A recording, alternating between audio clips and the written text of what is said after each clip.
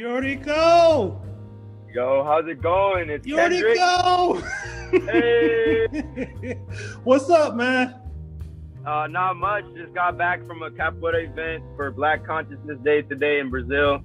Nice. It was beautiful. It was very, it was energizing. And then afterwards, there's this spot called Taco Miendo, which some capoeiristas out here, they ended up making a music group. And so on the music group, they did a commercial for this taco place called Taco Miendo. So I had to go there afterwards. Okay. Hey, that'll work. Wait, so you're in Brazil right now? No, we're in LA. We're in LA, Culver City. I was about to say, man, you doing an international on me, man? Wow. Man, I was trying. It's definitely something I want to visit more, to be able to have a lifestyle where I can travel a little bit more freely. But yeah, for right now, I gotta figure out how to get myself set up with something that I can do that more easily with. So.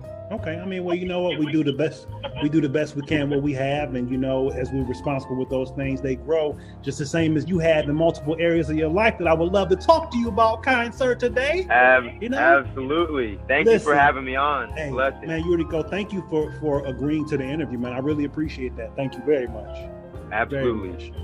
I got to get right down to it, because it is the capoeira. That's you, my brother, man. So we got to talk about the capoeira. You had some. You had some capoeira. Hey, that's so cool, man. You went from the root. You learned from Eddie Gordo, basically. Yeah, pretty much. Yeah, Mestre Marcelo Capoeira, man. Forget me. I want to talk about you. How old were you when you first started training? Who was your mestre? Who's your mestre now? What group are you a member of?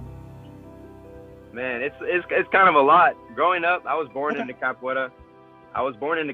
So that being said, my grandfather started a school. He started the third capoeira school in history. It was called Grupo Capoeira Senna. And so and in this capoeira group, he learned from Mestre Bimba. He used to be Mestre Bimba with the two greats of capoeira, Mestre Bimba, Mestre Pastinha. My grandfather was the technical director for Mestre Bimba's academy, and so he helped him to do the presentation for the president Getulio Vargas, and helped to legalize capoeira. So he was part of that demonstration. But sometime after, he decided to open his own school, and so with all that's where my lineage comes from. My father learned capoeira that way. My stepfather also learned from the same school, and then my mother, she has a capoeira background as well from that school. So it was a lot. All of that energy. So it's growing up, I was like, I don't want to do capoeira. For the longest time, I didn't want to do it. I would always get dragged to class, and I would do this and do that. I would practice my au, my martelo, or cartwheel, a round kick for anyone that doesn't know the names of those moves. But basically, I was apt to capoeira, but I didn't like doing it because it was hard for me to develop a connection, because the only connection I had was my parents, and I didn't really have a strong connection with my parents growing up, because they separated when I was like 1 year old. So having capoeira was always a point of conflict in my life until I had moved to California. So I had moved to California when I was about 13 years old, and moving out here is when I was exposed to other capoeira groups. And originally I'm from Minneapolis, Minnesota. There's not much going on out there. But Minneapolis, Minnesota, that was where my dad and my mom, they had their own capoeira schools at one point. And so when I came out here to California and I saw the other capoeira schools that were around, there was this major event called the Santa Barbara Solstice Parade. So I had went to that with my mom, my stepdad, and I was just seeing all these different mestres, professores, contramestres. Most importantly, it was Mestre Muito Tempo, who made one of the videos for Taco Miendo that I was just at, and I ran into him up there. I was like, yo, he just came back from Vietnam to come and visit and support for the event. He's been living out there for a minute. But yeah, Mestre Muito Tempo, he is so cool. And he's been blowing up on IG as well, doing a lot of lifestyle capoeira content. He's awesome. But then also, as well as him, there was Mestre Jamaica. He has a school in Salt Lake City. And so he was the first person I saw doing some crazy flips. I was like, what? My mind was blown because I had literally never seen that. And still to this day, I only see those moves in tricking, which is what I ended up becoming really passionate about as well. Okay. So yeah, Mestre Jamaica, Mestre Muito Tempo. And Muito Tempo, by the way, is super well-rounded. He got music, he got flips, he got tricks, you know, he's got the comedy stuff. Like he knows what it's like to be an American, you know, and so like, it's very cool. Nice. And then as well, there's a slew of other mestres and whatnot at the event over there. Mestre Curisco, there's Mestre Mariano, of course, Mestre Amen. And so basically this event was run by Capoeira Batuque, who's in a way giving me a lot of space to explore my capoeira. Sure. I'm not like a part of the group, but at the same time, they're really a part of my heart because they helped me to come to terms with what capoeira meant to me. It was an event that I was just at right now too. And so they're amazing. I love Capoeira Batuque, Mestre Amen, Nayla, Mestre Muito Tempo, and then Latif is over there too. Latif Crowder, the man. Nice. Okay. And so he was a big inspiration as well on the path for me going from Minneapolis to LA. I saw his video from The Protector, and I was like, what?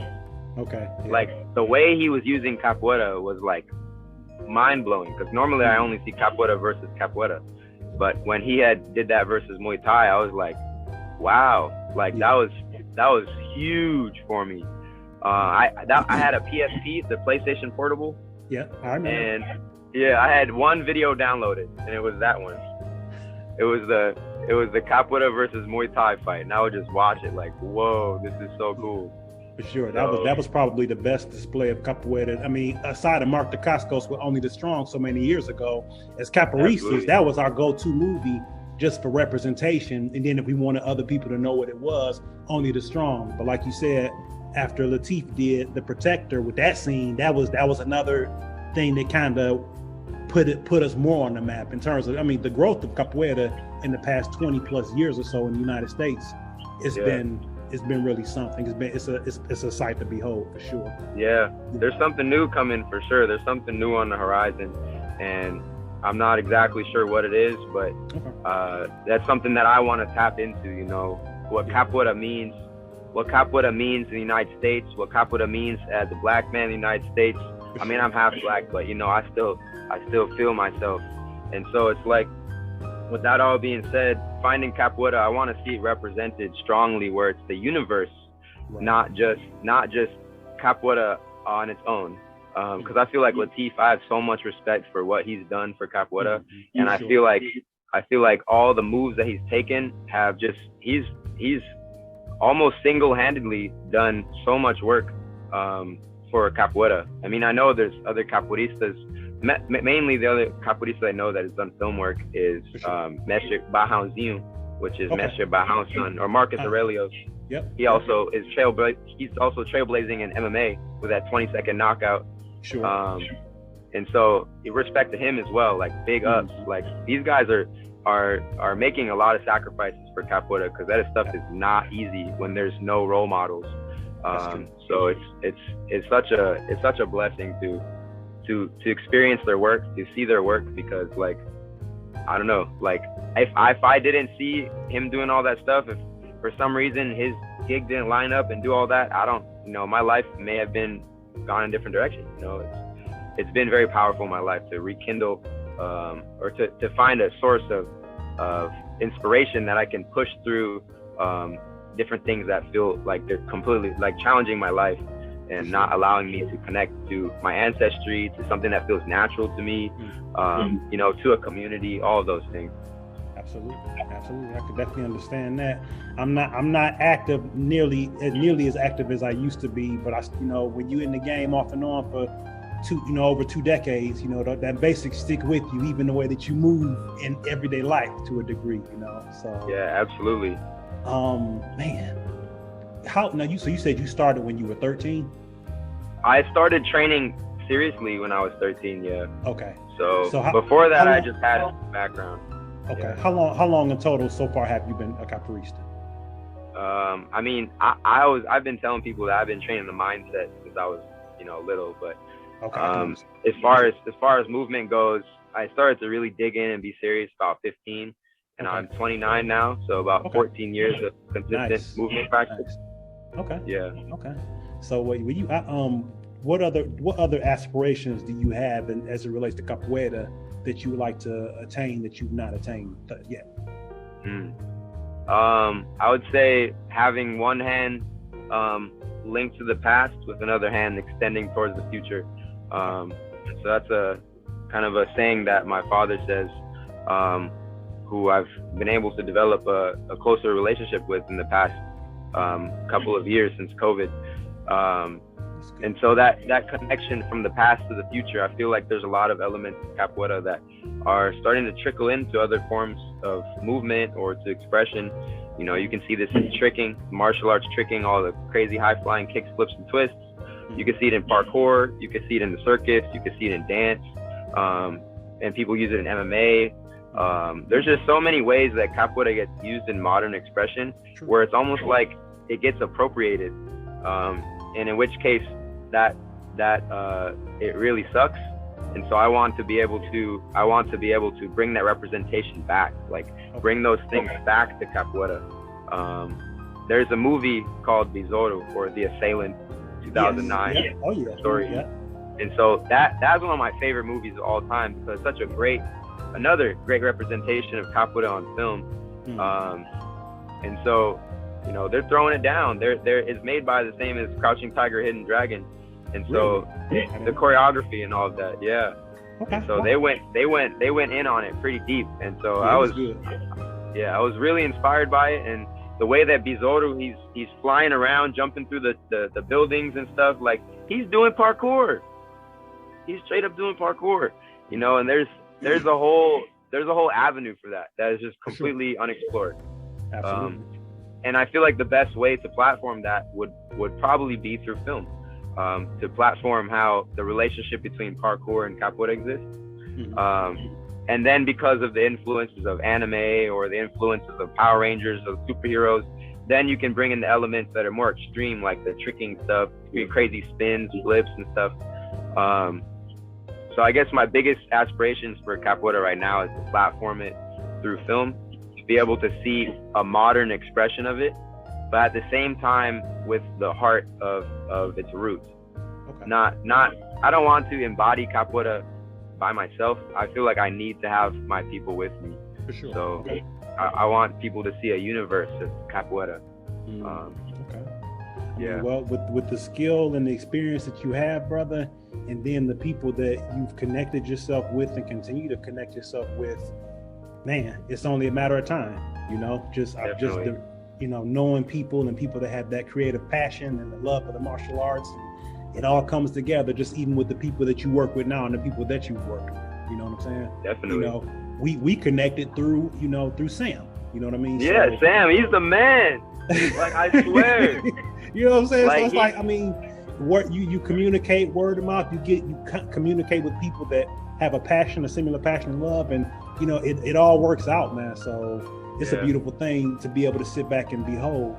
I spoke with Irving Lambert last week, the director, actor, and just, I mean, again, he's connected with Sam also, you know what I mean? And just him sharing his talents and abilities and the writing, and, you know, just, it all comes together masterfully, you know? So I can only imagine, as if you haven't done enough already, I can only imagine, or can't imagine what you're going to do as you continue to do what you've been doing, brother. So, man, hats off to you for sure. I feel like it's for me, it's very us, you know, like, I whatever I'm doing now, it's only been done because of who I've been inspired by. They've been able to lay a foundation for me to be able to see forward and know this is what I can do. And I really appreciate the ways that, you know, people have changed my life to be able to allow me to see capoeira in a better way, and also to see other ways in which my capoeira can be useful. I didn't even mention breakdancing, but breakdancing is such a huge connection to capoeira. Sure. It's older than tricking or parkour, and that breakdancing has such there's so many elements in breakdancing that are so similar to capoeira. And so lately, I think that's one of the things I want to break into more, is to find out how, how to, there you go, but how to get that expression more, because there's a lot of upper body movements in capoeira. I'm sorry, well, yes, in capoeira, but also in breakdancing. Whereas in tricking and parkour, there's a lot of lower body stuff. So sure. I feel like there's a wave of capoeira that's part of what I was saying. I don't know exactly what's coming, but there's a wave of capoeira that's gonna. Oh, sorry, someone was calling me on the other line. But there's a wave of capoeira that's coming that's gonna redefine it in some ways, create a new genre or something. And Sam is doing that amazingly. Like, I have to give him so much credit, because what he's been doing has just been an authentic drive to express himself. And he looks like Eddie Gordo. Like, that is so tight. And the way he moves his body, he's got breakdancing, he's got tricking. He has these elements that embody capoeira, but he's not formally trained in capoeira. Right. But if he has that foundation, like I don't know, like, there's so many ways that anything can go. True. I'm inspired by the way that he's done the kick bag stuff on the punching bag. For and sure. Like, I was like, seeing him do that, seeing Marshall Club, Andy Lee, Brian Lee, I was like, what am I doing? Like, okay, let's go. And so I went and started doing the punching bag, and you know, that brought a lot of momentum for me. So, and that's so much to Sam for that. And I was like, just those simple things. He was doing stuff that I'm like, I could do that. I could, like, you know, he's a visionary. You know, he's a visionary. He spoke very highly of you when I interviewed him also, you know, in terms of just your ability, your skill set. Absolutely. Again, people with things in common, you know, and then that humility, both of you had that humility, so that makes it all the sweeter. You know what I mean? Yeah. Now, Eurico, you have to tell me about Spider Martial Arts. Tell me what encouraged you to start it. Tell me about Spider Martial Arts, brother. Okay. So Spider Martial Arts, a few different factors that went into it. First, my capoeira nickname, my apelido is Aranha, so spider. Right. So that was the first element that my stepfather gave me, that nickname, which was inspired by my grandfather's system of capoeira animals. And so these capoeira animals, there's 4 of them, and they progress to the stages of being a capoeirista. So the first one, the first level is macaco, the monkey. And they have this playfulness and this element where they can hop around and be deceptive. They can have this malandragem where they have the trickery. Monkeys are very good at that. But then moving up from there, there's a higher level of this, which you can see in the puma. So here they have the puma. It's able to sneak and stalk its prey and attack and pounce. And so there we have the Black Panther. And so that's like a huge that's something big for capoeira. Even back in the days, I saw a video before Chadwick Boseman, rest in peace, before he had passed. There was a video of him doing some floor work, and I was like, yo, he's doing some negachivas over here. Yeah, I've seen it. Like, that was cool. And so that was really big to see that the representation of the puma and how that was related to capoeira. It was, for sure, that was deep for me. And then moving on from from the puma is the fox, which is a little bit more a little has this cunning to it. It's also a smaller animal. It's more meek, but it can also be very ferocious, like a puma. And so the fox, raposa, is the third animal, and then the last one is the spider, aranha. And so this is the one that spins the web and uses its wit and intellect in order to create an avenue for itself where it can strike. And it doesn't do this in a way that's straightforward, like maybe more so of a puma or a fox. But it does this by spinning its web, and so it gets trapped in the web and then comes from all angles. So a lot of explosiveness in a spider, and this is why you see Spider-Man. It is like legendary. Like in the Spider-Man video game, like the Miles Morales game, I was playing that like crazy, and I was playing it to study. And he's doing all these capoeira moves. I'm like, yo, he's doing foisty right there. He's doing a martello. Oh, he's landing right here, getting down low. Like it's really cool to see how that looks. And so that was the first element is my apelido. The second element is how that relates to my grandfather's system of capoeira animals. The third one is Spider-Man, for what inspired me to do spider martial arts. And I performed Marvel Universe Live which was a touring stunt show by Feld Nice. Entertainment. I did that in 2016, and it was a great experience learning how to do fight choreo, learning how to run a show, learning how to take care of my body, making connections with friends who today have been inspiring me a lot, like in this past, several months in particular. And so the whole experience on the show was great, where I played Chitauri for the first leg of the tour, and then I did Wolverine, and then at last I did Spider-Man, or Peter Parker, at the intro to Spider-Man. And so that was a great experience for me to be able to really study the character of Spider-Man, the accent, the physicality, what it's like to move as this character. And so after I had left the tour, I wanted to continue that work, because I was like, oh, I got Spider here, but I needed to take a break for a while, so I had taken a break for a couple years. And then around the time of the pandemic, I started up some online Zoom classes for teaching kids how to do fitness, using superheroes as a way of connecting to their spirit and connecting to their imagination to do these moves with an easier, like if I say do a Spider-Man jump, they already know what to do. If I say do a Hulk smash, they already know what to do. They're strengthening their legs, they're working on their balance. Then I can use other superheroes that help them to figure out different positions that they can use to strengthen themselves.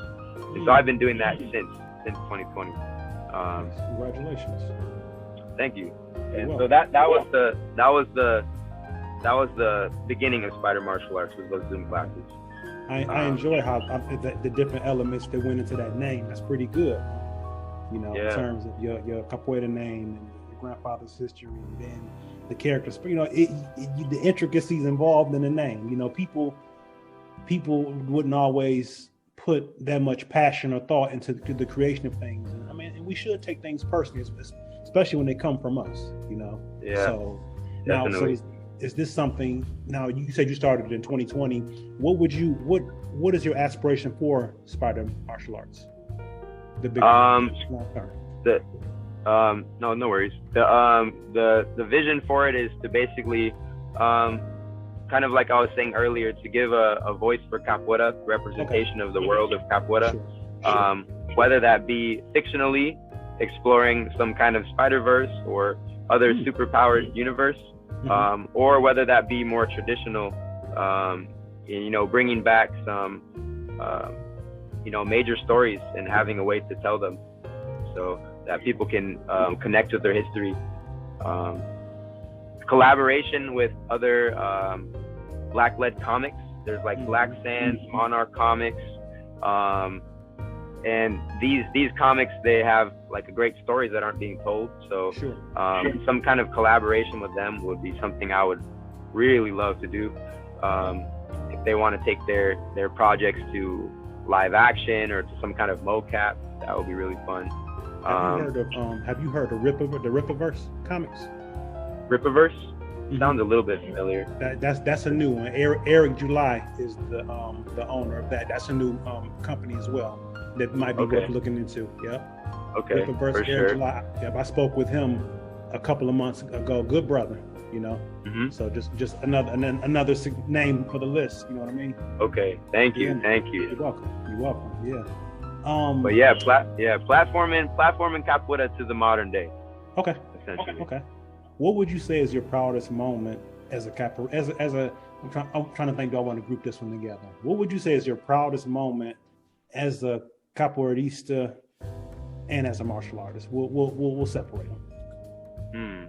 Because Capoeira falls into martial arts, but being a Capoeirista is something more to it, Right. So, I would say my proudest moment as a Capoeirista. Let's see. There's a few different things, because I look at it on a mindset of it, because there's different elements where my family comes into play, but then there's the element of the community. So maybe I would say my proudest moment was 2 months ago. I was invited to this Capoeira event in Las Vegas, and so over there at that Capoeira event in Las Vegas, it was great with Grupo Capoeira Liberdade da Capoeira, And so this group of capoeira, they've been putting together some stuff for a while, and I've known the organizer of that event, Professor Viajanti. I've known him for a while, since I was a teenager. And then so he brought out his other the other people that helped with the group, Contramestre Amazonas. She is amazing. She did Afro dance workshop and Makuele. And I also had met with her in Atlanta in the same month, or in September, at Cintura Preta, which was a capoeira event that was centering African roots in the United States. And so that was a powerful event where I had met her, and then she was again in Las Vegas. And then Contramestre Macaco, who's from Virginia, he came as well. And so they put on a great event where I did a workshop for floreos and for doing acrobatics. So that was a lot of fun to spend time in capoeira, because it's been kind of new for me to jump into the capoeira community as myself, rather than being under the banner of my stepfather or something, or my mother. And so it's been a new chapter. And so I think that would kind of sum up what my proudest moment is so far, is attending that event and doing a workshop. Okay. So that was a lot of fun. That sounds good. Yeah. Now, what of your proudest moment as a martial artist? As a martial. I'm sorry. Excuse me. Now is capoeira is the primary thing. You haven't trained anything else, right? Solely capoeira. Yeah, not so much. As far as martial arts goes, I've trained a little bit of kickboxing. Okay. I did wrestling and jiu-jitsu in high school, and before that. And then I've done some collie sticks a little bit more recently. Okay. So I guess my martial arts achievements are a little bit more humble.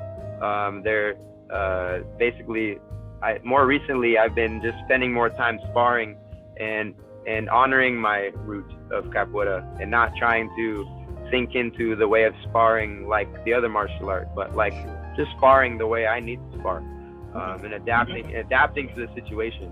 And so that's been a really fun experience. That's been really fun to see the ways in which I can use what feels natural to me to spar. So yeah, pretty simple. Yeah. Now, as far as the and I can't, forgive me if you mentioned it, because we covered a lot of very interesting story, very intriguing. Right.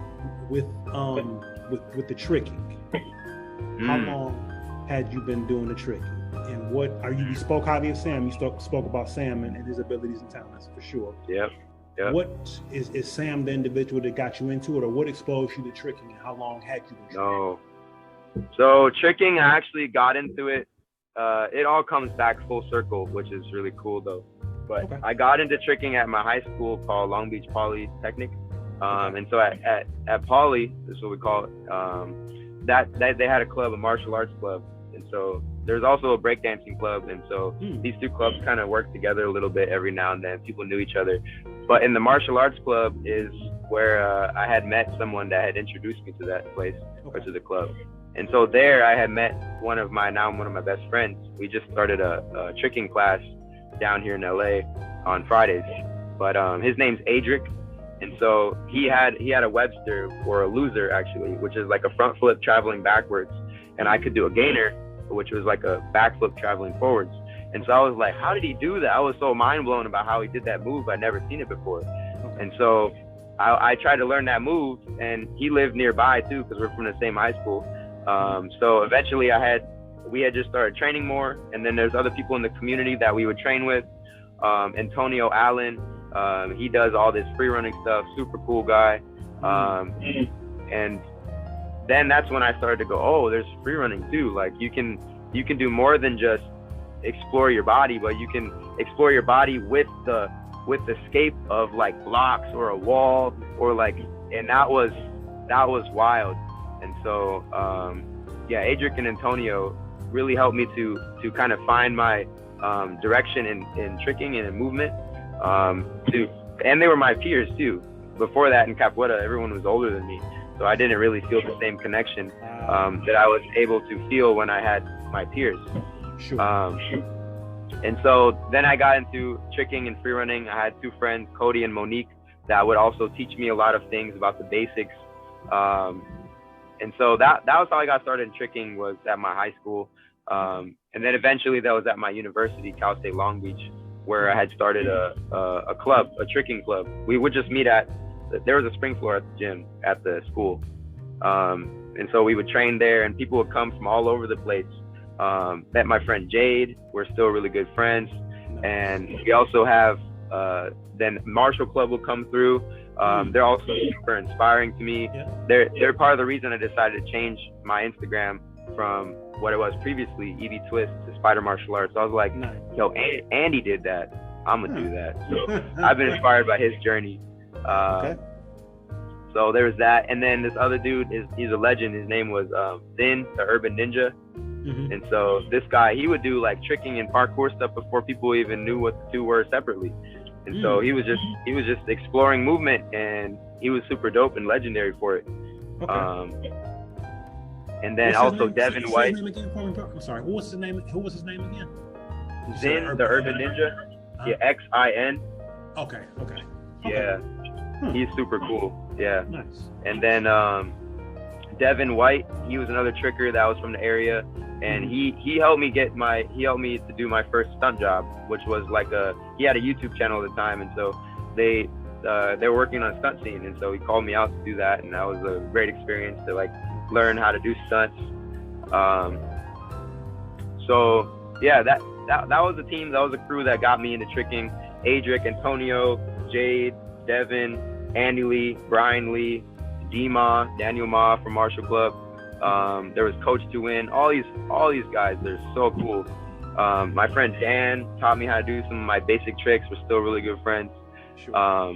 And it's just amazing. Like all these connections that were made, they make me part of who I am. And so I really appreciate the moments that they've inspired me with, you know? And so that was something that not only allowed me to see capoeira, but allowed me to make it my own in a certain way. So later down the line, that's when I met Sam, and he was just getting started. He was coming from breakdancing, and so he was learning to do his moves. Really solid circle of people that you can count on, man. I mean, that's a blessing to have that, you know. Solid foundation, you know, you can build good from that, you know what I mean? Yeah. So, I mean, you're just naming all the hand. Yeah, it's been a lot of great people that have inspired my journey. So, you know, it means a lot to me when I can, you know, do my best to honor that. So, I guess the last thing I was gonna say is it came around full circle. Sam had gotten into tricking. I don't know how many years after I had started, but he blew up so fast. I was like, bro, what the heck? He got so good, and then he started doing these sessions at a park, and he did it with this guy named DY. And lo and behold, I go and I find out, I get to know him, I meet him, and I found out that he went to the same high school as me too. And I was like, whoa. Wow. And so the sessions that they were doing were like the same vibe. I was thinking it too. I was like, this is the same vibe of how I got into tricking, like all these different disciplines, martial arts here, martial arts there, tricking here, a little bit of this. And I was like, this is so cool. And then I talked to him, and then he ended up, he was part of the creation of the club that I started tricking from. So I was like, what? So I was so humbled and inspired to learn that. So it's just really cool, like seeing how that all came around full circle. And so I feel like I'm making another round, you know. I feel like I'm going back to my roots of capoeira and, you know, bringing that back up. But this time around, like, I'm making a spiral upwards, you know, so I have to come around to new things. And so, yeah, it's just a process of, you know, honoring my roots as best I can and moving forward with it. And you're doing a good job of it, doing a real good job of it. You're welcome. You're welcome. What advice or what encouragement would you share with someone that's going through a tough time in their life? Man, I would say to definitely just focus on you. Focus on how you can express yourself, and spend some time by yourself to just figure out what you like doing, and to just work at it little by little, to take it easy. And as that continues to grow, a lot of other things will grow as well. So just focusing on ourselves in those tough times. Now, Eurico, what advice do you wish that someone had given to you when you were experiencing a tough time in your life?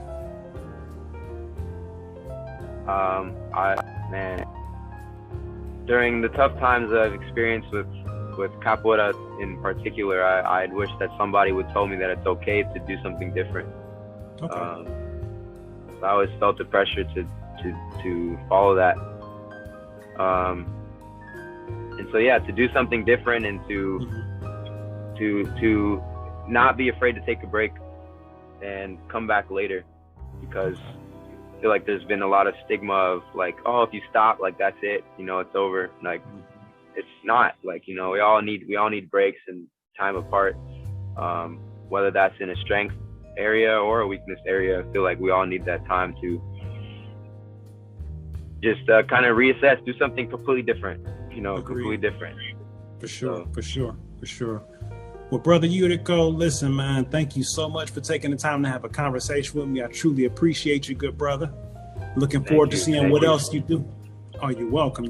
My pleasure, man. My pleasure. Like I said, looking forward to seeing what else you do and how else everything else unfolds magnificently for you. Thank you. I really appreciate the time you've taken out of your day to have me on your podcast. And so it's been an honor. It's been a blessing. And it's great. I love the work that you're doing. I'm just learning about you newly, and I can't wait to listen to more of your podcast too. Oh man, thank you. Because I just browsing through, talking about Joy and Sam and Irving Lambert. I'm like, oh, these are all great people. So yeah, sure. I'm just looking forward to the future, more to come. Thank you so much for that, man. I appreciate that encouragement, man. Thank you so very much for sharing that with me. Appreciate Absolutely. you. Well, good brother, you keep up the good work, keep shining, and enjoy the rest of your day, my man. All right, thank you, Kendrick. Much love. Yes, sir. Take care, Eurico.